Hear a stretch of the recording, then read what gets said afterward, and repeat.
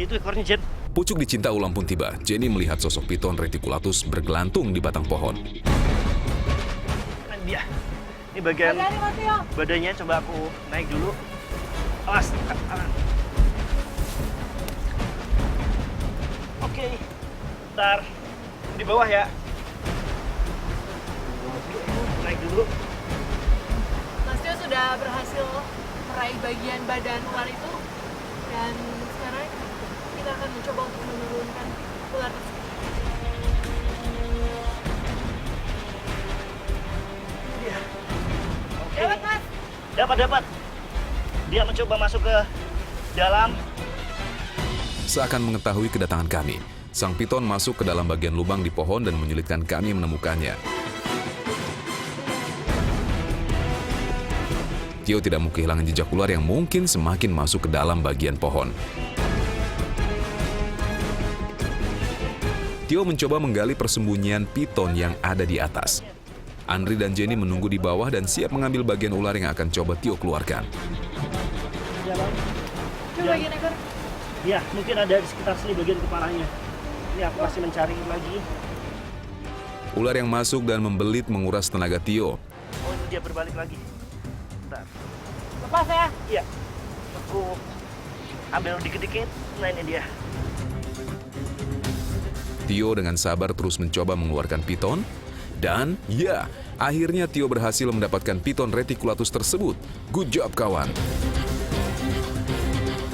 Sekarang aku coba tutup ke bawah.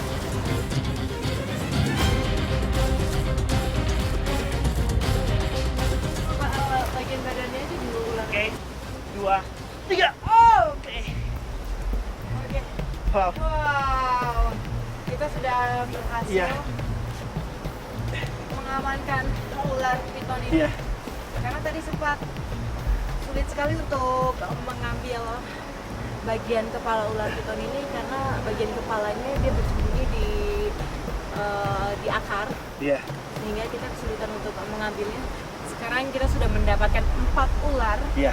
dan kita bisa langsung mempraktekkannya seperti apa masing-masing jenis ular yang berbeda pada saat ular itu memakan mangsa. Oke. Oke. Akhirnya kami berhasil mengumpulkan reptil-reptil yang ingin kami monitoring bagaimana cara mereka memangsa buruannya masing-masing. Kami pun kembali ke base camp untuk mempersiapkan monitoring kami.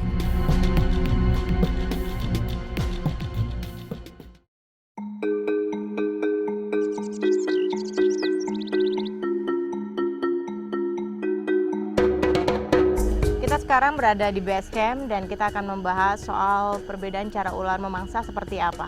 Mas Tio, Iya. ular yang sudah kita dapatkan ada 4 ya, dan kita akan membahas yang pertama adalah ular king cobra. Itu Iya. seperti apa kalau memangsanya? Teknik memangsa dari ular itu ada beberapa cara. Yang pertama, ada juga yang mengejar, ada juga yang cenderung menunggu. Menunggu ini dia biasanya berkamuflase dulu. Nah, king cobra dia memiliki karena dia karakternya itu kan kanibal.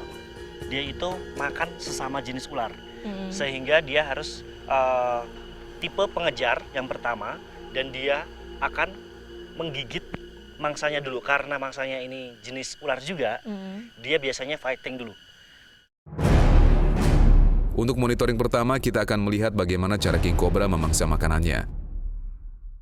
Sebagai predator kanibal yang memakan ular lainnya seperti ular koros, ia akan menggigit badan buruannya sekaligus menyuntikkan bisa di tubuh si korban.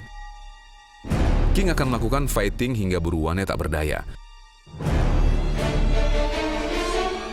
Setelah mangsanya diyakini sudah aman untuk dimakan, maka ia akan mencari kepala terlebih dahulu dan memakannya hingga tak tersisa.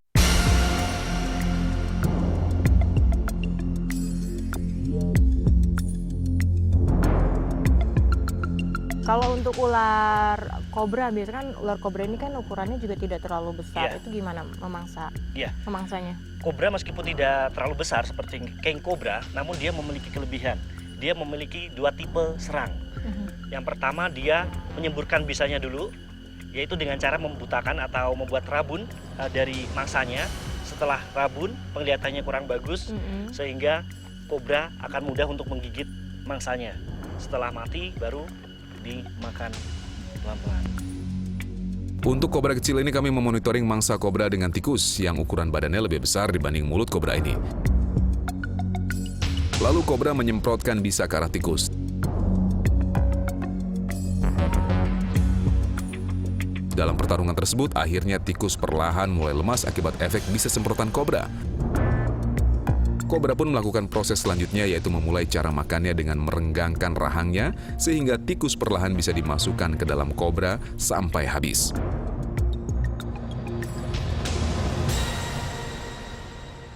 Untuk ular viper ini sendiri bagaimana?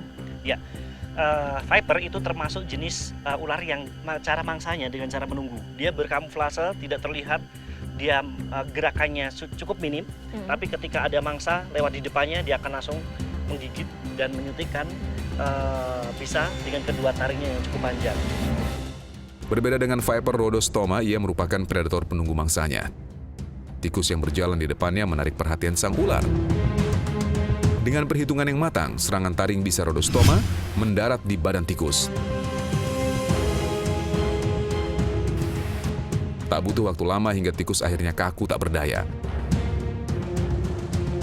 Rhodostoma pun memulai melahap buruannya tanpa sisa.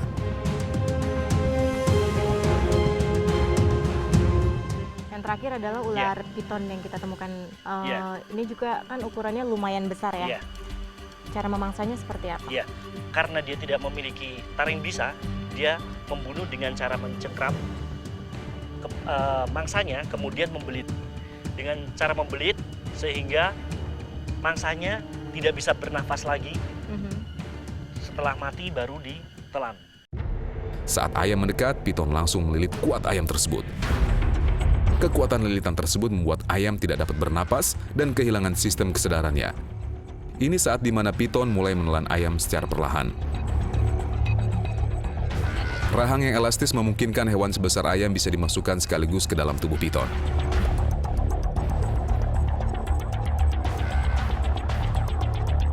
Mas Tio, ini kan jenis ular yang kita bahas kan memang berbeda-beda. Dan untuk pencernaannya sendiri, apa masing-masing ular yang berbeda jenis ini sama atau memang berbeda juga? Iya, ular ini cukup unik. Dia proses pencernakannya melalui pembusukan dengan dibantu dengan enzim tentunya. Dan besar makanan yang dimangsa itu akan berpengaruh pada jarak berapa hari dia akan makan lagi. Biasanya lebih besar seperti piton itu dia ketika makan yang cukup besar ukurannya dan ayam gitu. Biasanya ayam itu bisa bertahan sekitar 2 minggu. Namun apabila jenis kobra, dia kan makannya tikus. Itu kan cukup kecil. Skalanya juga dia nanti akan rentangnya cukup pendek. Mungkin seminggu dia udah mulai makan lagi. Ya, sekarang kita sudah mengetahui bagaimana jenis-jenis ular yang berbeda dan memang keunikannya pada saat dia memangsa. Dan semoga di episode selanjutnya kita akan memberikan edukasi yang lebih bermanfaat lagi buat teman-teman semua yang ada di rumah. Sekarang waktunya kita balik ke base camp.